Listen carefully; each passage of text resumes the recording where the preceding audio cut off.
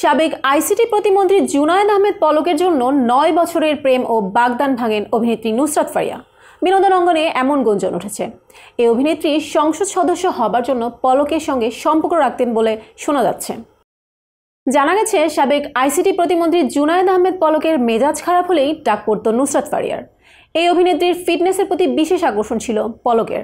সরকার পতনের প্রভাব শুধু রাজনৈতিক অঙ্গনেই নাড়া দেয়নি, এর প্রভাব পড়েছে শোবিজ অঙ্গনেও। আওয়ামী সরকারের পতনের পর আলো আসবেই নামে একটি হোয়াটসঅ্যাপ গ্রুপের কিছু স্ক্রিনশট ফাঁস হয়।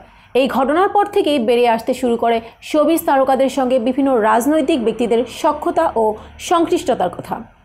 নতুন করে সামনে এসেছে অভিনেত্রী নুসরাত ফারিয়ার নাম।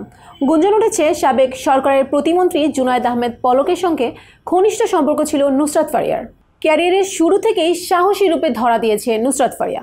খোলামেলা পোশাকের কারণে বিভিন্ন সময় নেটিজেনদের তোপের মুখেও পড়তে হয়েছে এই অভিনেত্রীকে।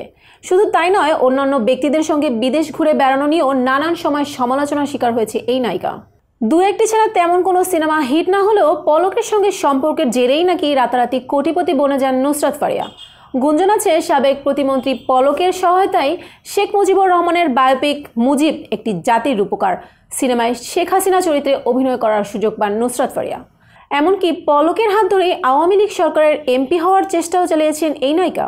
দ্বাদশ জাতীয় সংসদ নির্বাচনে সংরক্ষিত নারী আসনের প্রার্থী চূড়ান্তের লক্ষ্যে গণভবনে মনোনয়নের প্রত্যাশী হিসেবে উপস্থিত ছিলেন নুসরাত ফারিয়া। তবে পলকের সঙ্গে সখ্যতা গড়ে তুললেও এমপি হওয়ার স্বপ্ন পূরণ হয়নি এই নায়িকার। দীর্ঘদিনের প্রেমিক রনি রিয়াদ রশিদ নামে একটি টেলিকমিউনিকেশন প্রতিষ্ঠানের শীর্ষ কর্মকর্তার সঙ্গে 2020 সালের 21শে মার্চ বাগদান সারেন নুসরাত ফারিয়া। তবে পলকের জন্য সেই বাগদান ভেঙে যায়।